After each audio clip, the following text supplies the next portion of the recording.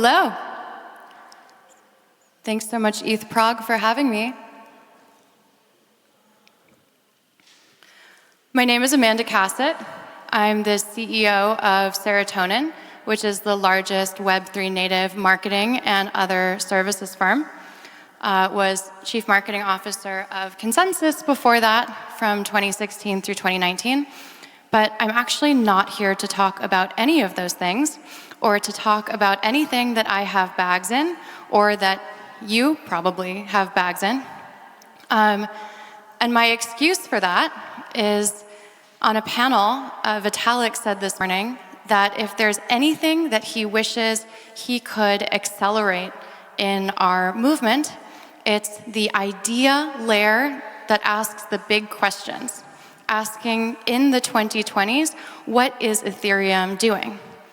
And that's what I wanted to ask with this talk, which is really a thought experiment. So thank you so much for indulging me by going on it with me. So it's not just a thought experiment, it's also a trip down memory lane. I started working in this space nearly a decade ago. First learned about Ethereum in 2015, joined Consensus in 2016, took this photo in Shanghai of DevCon in that fall. And at the time, we were super excited about Ethereum. We were talking about very specific issues and topics within Ethereum. This is the Consensus retreat in Bali in September 2016, had a lot of great conversations. And here's what we were thinking about. We thought we're building a new foundational economic layer for reality, a new global settlement layer. We thought there are going to be payments in tokens like Bitcoin and ETH. In fact, the first time I came to Prague in 2018 for DevCon, I went to this spot, which some of you have probably been to, and I bought a coffee and a t-shirt in Bitcoin. And it was super cool because we felt at the time like they were one of the first to adopt crypto payments, and that there would be many more later, and that we would all be paying for pizza or paying for coffee in crypto. We thought there'd be a unified blockchain identity and reputation. If you remember all the work we put into things like Uport at Consensus, you know that we believe this, and that we would all, by this point, have a single blockchain identity as a store of all of our reputation and logins that replaces like a Google or a Facebook login. Then, this is probably the most fun. We thought there'd be enterprise adoption through private and consortium chains. So like private instances of the Ethereum blockchain. Remember like R3, Corda, the Hyperledger, that stuff. That there would be blockchain use cases with and without crypto. So we're thinking about supply chain, all these different use cases of blockchain without crypto, all these big companies. We like blockchain, we don't like crypto. That was the thing then. And then financial inclusion for the unbanked. And obviously, reality has exceeded many of those expectations. It's been different than what a lot of us thought. And I can't speak for what everybody thought. I'm just kind of covering what I thought everyone thought.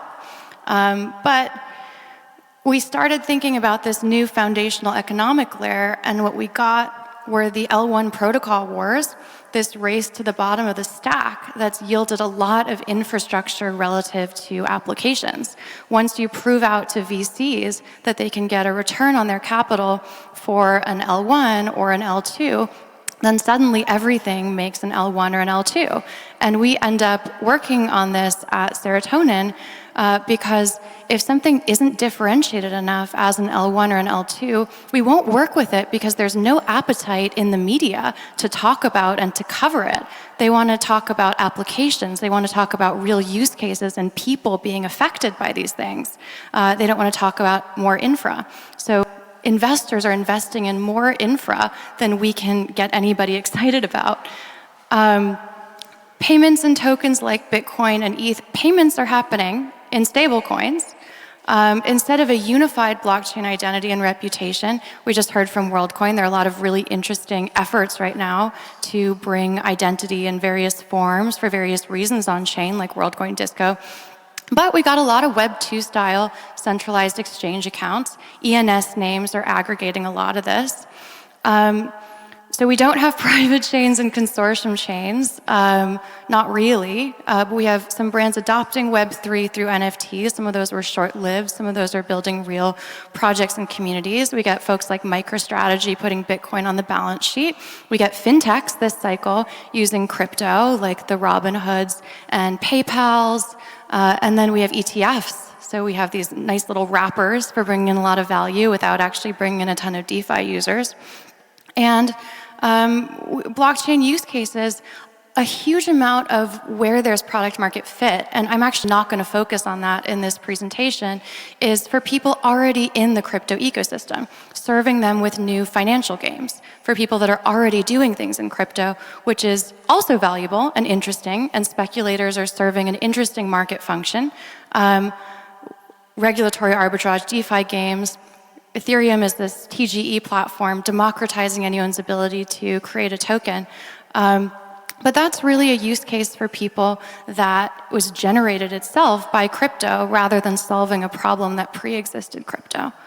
Financial inclusion for the unbanked, now that's a little bit different, actually. We at Consensus went to the UN in 2017, and we're talking about a lot of these ideas. A huge amount of the world is currently unbanked, and those people want to do various kinds of economic activities. Could it be possible to do some of those things on the blockchain? But this didn't start happening in 2017. It actually really started happening more like 2020. This is a chart of the Turkish lira versus the US dollar. And you can see that starting around, there's decline, but starting around 2020, we get significantly more decline.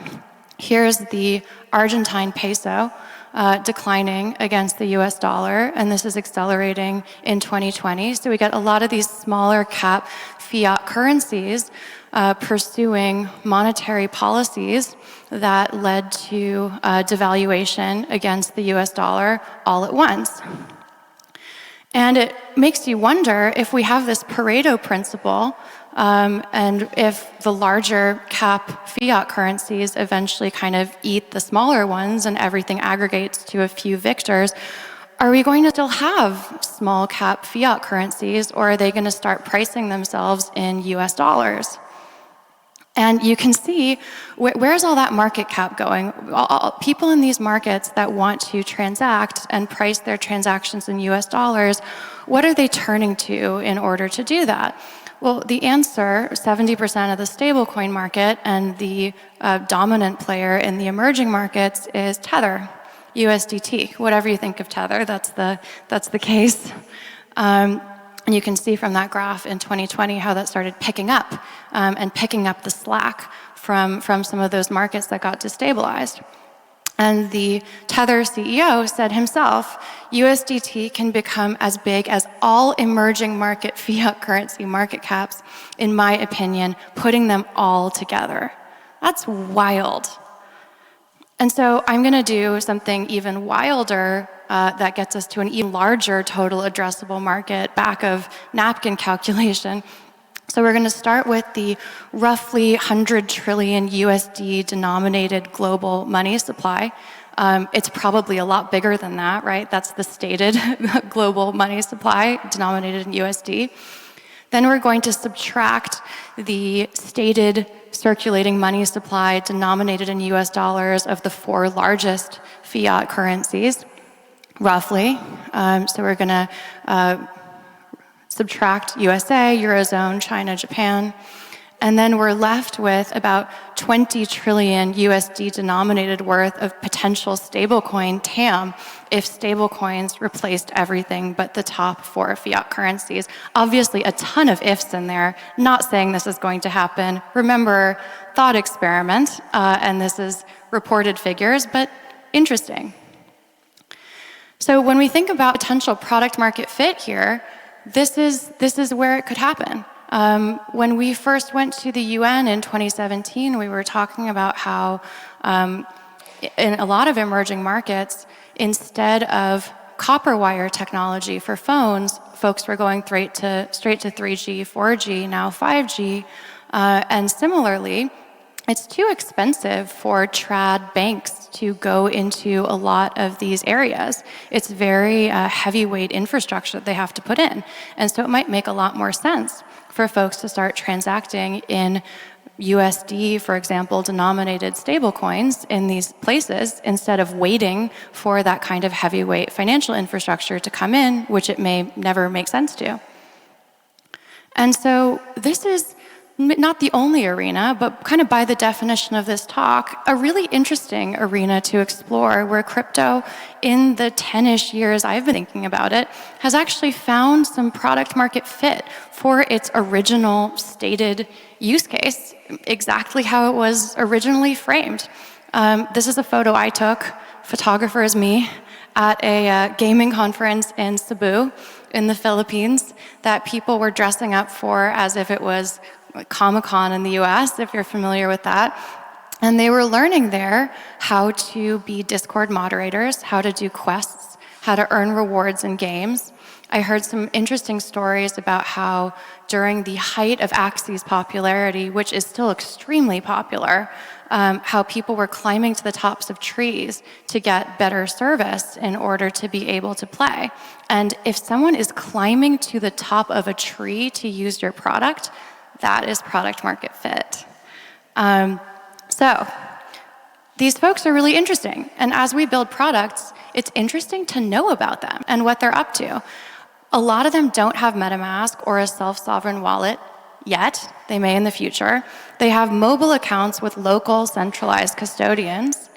Everyone has Telegram. People are really communicating on Telegram. People who started their Telegram account in the US don't see this, but everyone that started elsewhere has been pushed a TON wallet, which is a self-sovereign wallet inside of Telegram. They're basically going for WeChat, but not, governed by any country, fully integrating payments with messenger social apps. People are spending their time playing guild games like Axie. Maybe it's escapism, maybe it's a hobby, maybe it's while they're students. A lot of the people in these audience wearing those uniforms are students, but people really play these guild games. People do quests and airdrop farming. And possibly there's a hardware thing being added. Again, no bags, but I've noticed these guys, Jumbo, that are making a phone that is an airdrop farming focused hardware phone that's targeting these markets.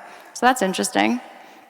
And it's not just in places like the Philippines. There are all kinds of markets where these trends are happening. This is Pix in Brazil, which implemented in 2020 these QR codes that let you cash out and do payments in stable coins. There are currently 60,000 ATMs in Brazil that let you transact and take out cash in USDT, basically creating a link between the official fiat currency system and the stablecoin system. And part of Pix implementing this helped them become the country's most popular payment method by last year. So we're starting to see this in lots of places. What does it mean? And what does this mean in terms of building into PMF, building into places where crypto has some PMF? Could this be an important gateway to native crypto and DeFi? After people get onboarded, maybe on mobile, maybe on a local centralized exchange, maybe after people get their first MetaMask or other self-sovereign wallet account, is there a second thing that it makes sense for people to do? And we have to think about these people's lives, right? If your fiat currency has decreased over the last few years 80% against the dollar, do you care about 4%, 5%, 7% yield? Possibly not. You might need to think about different kinds of games, different kinds of next steps in order to target this particular audience. But surely there is a next step. It can't just end with stablecoin payments. Is this the biggest export of US dollar denomination? All of these folks, instead of denominating their various transactions in their own currencies, are choosing to denominate them in something pegged to USD. And Tether itself is buying T-bills every time you do a transaction that involves USDT. So that's buying US debt. And I think Tether is the largest holder of US debt right behind Germany, so pretty big. And that's interesting because China slowed down its buying of US debt and stopped buying as much, and so there was a need to pick up the slack. And now folks in emerging markets using Tether stablecoins for payments are picking up that slack and buying US debt. And so has blockchain, where it has achieved product market fit in this arena, basically become a transport layer for exporting US dollar denomination and the buying of US debt? Interesting, maybe. Is it a path to Telegram dominance? Telegram's where a lot of these users are. It's the 6th most downloaded app. It's on track to have 1 billion users within a year, and now has native crypto components. And is Tether the best business ever? They made $45 billion in revenue in Q1 of this past year, which isn't as much as some other of the largest businesses ever. But if you're in the business of exporting the US dollar over blockchain rails, it's a cool business to be in. And if you break down that revenue per employee, they're pretty much ahead of almost everybody. So that's interesting, maybe. I think it's not the end. We're going to find product market fit in new places in the future. This was Shanghai 2016. Our team at Serotonin, and I bet many of you are going to be heading to Bangkok in 2024. I'm sure we're going to learn about all kinds of new use cases and applications and places where we're actually finding fit in other areas, and maybe some of them will even satisfy some of the original goals and aspirations we had in this movement in various new ways. So this is certainly not the limit or the end, and very excited to learn about what those things all are. Super quick on us. This is our team. When we were in Bogota a couple years ago, we've grown a bunch since then. We do marketing, also strategy, advisory, legal, all kinds of different services in Web3. We spin out about 1 software company per year. I wrote a book called Web3 Marketing, currently out in English, but about to come out in Mandarin. It's on Amazon. Please do buy it and read it if you're interested in that. Got handles over there if you want to stay in touch. But mostly, thank you so much for humoring me through this thought experiment, which I hope was fun and interesting and in the spirit of Vitalik's concept of asking big questions and creating an idea layer. Thanks, everyone.